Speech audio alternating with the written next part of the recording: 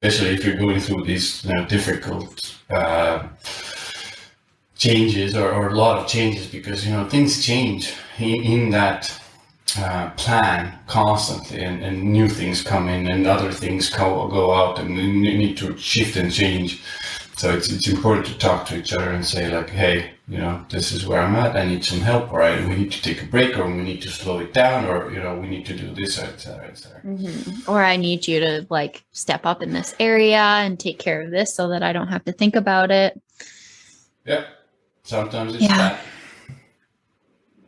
Sometimes it's that. I mean, it's hard. I think it's hard for men and women both, but maybe it's a little bit harder for men because we've kind of indoctrinated ourselves to be strong constantly, which you can't be strong constantly, or you will wear out. You have to take breaks and you have to rest and then be strong again.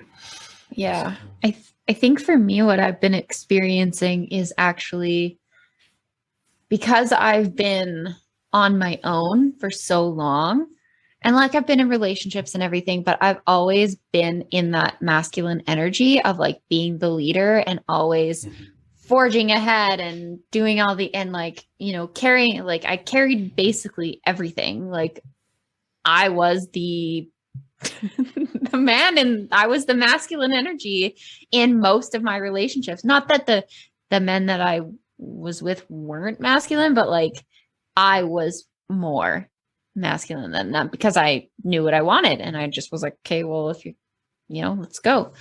And lately I've been in this space where there is a masculine energy in my life, and I'm having a hard time stepping back and receiving and like actually being in the feminine and being, let's say, pursued, like, and it doesn't even have to be in that, in the relationship or whatever thing, but even like receiving at all, like from, let's say, my dad or from my mom, or even like this, even at this age, from my parents. I'm having a very hard time with that because I'm so used to always generating something to give rather than like just sitting back and being like, okay, everything's going to start coming to me. So is there are a couple of things that I see this very often, especially with obviously women, because it's, you guys sometimes, the necessity arises and you have to, take the bull by the horns, or otherwise there won't be anybody there. But well, it's survival. It's very much to do with survival, but like, very often it still comes from the belief of like, I can't have, or I can't even rely on anybody, because once I relied, then I relied every time. I was kind of like being disappointed, and maybe it was the dad, maybe it was the mother, maybe it was some other caregiver, taker person. Very often it starts there, and then in our modern society, it's wild because women have to be kind of like the man, in the career world, and once they step back, they very often I see they forget to even when they're in a relationship with a masculine man, they almost like they take the masculine energy, what they are used to, let's say, putting out into the world, and they bring it into the relationship. So it's hard to receive. So it's like a clash of energies. Basically, two guys coming in. There's going to be something happening. Some sword fighting. Some sword fighting. But it's a practice of literally, it's a practice of, like you said, like receiving, and I need to learn it, and I need to practice it a little bit now more and allow it. And it's obviously it's not going to come overnight, because you had to do, or a person has had to do this a lot and take charge a lot. So it's hard to go into that other and start trusting, because it's trust, and that's vulnerable, and that can be painful. Okay. Trust is very vulnerable. It makes me hurt thinking about it.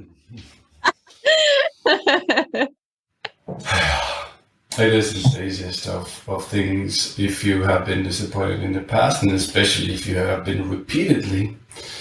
disappointment.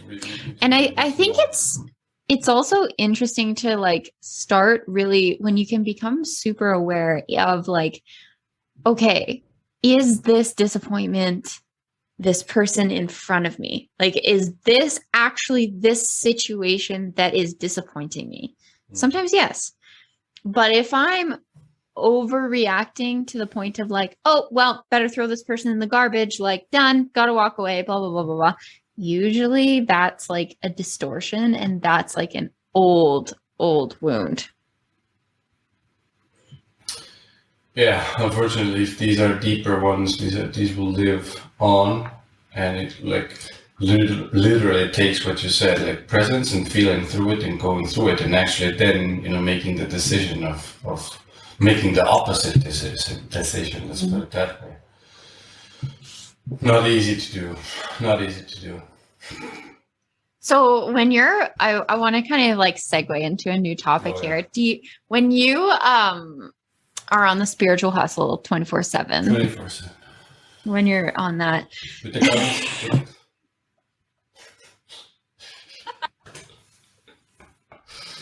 Jesus Christ. When you're on the spiritual hustle 24/7, I feel like it can be so easy to get lost in the spiritual hustle.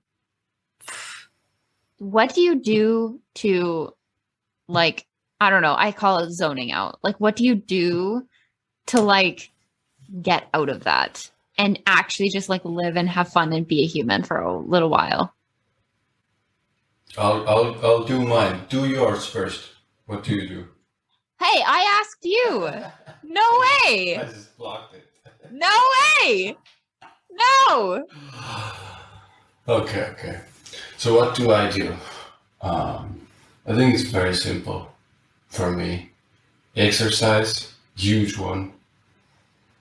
Really love movies, good ones. Like maybe I was too dramatic because lately it's been very hard for me to enjoy most movies. It's like I enjoy like 3 or 4 movies that have been made. Total? It's like, these are the ones 3 movies are good movies, and that's it. I can stretch that to 5, and maybe a little bit more if I add like the trilogies of Matrix. If you lower your standards, you mean? If I make the trilogies like the good ones, let's say. If you make it into 3 movies rather than just like call it one. Yeah. Then it's like 10. Yeah.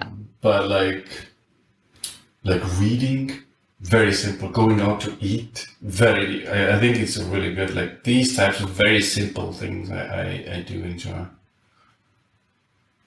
And that brings you into like being a human? Yeah. Like basketball really brings me to still like, I still really love basketball. I haven't been able to play it for a long time, but like basketball and sports, like it's very simple. There's not much. You can make it spiritual if you really want to, but it's like it's very easy and very simple in a lot of ways. Yeah, I think that's interesting. You can make it spiritual if you want to. You can do it. You can do that with everything. This is hustle again.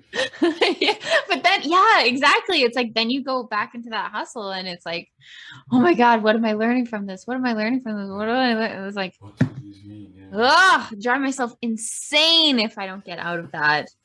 Freaking. So what do I do? do? What does Mercedes do? I Besides the guns, scroll. like, Yeah.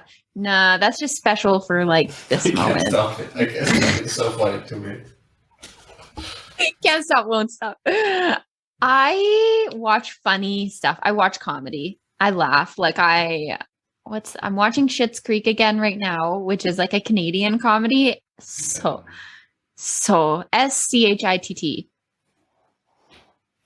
Schitt's Creek. It's the American Pie movies, Eugene Levy with the eyebrows.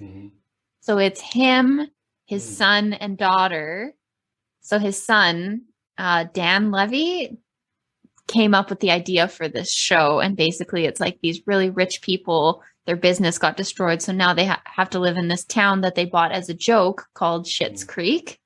And it's like just hilarious. It's so freaking funny. And it's like just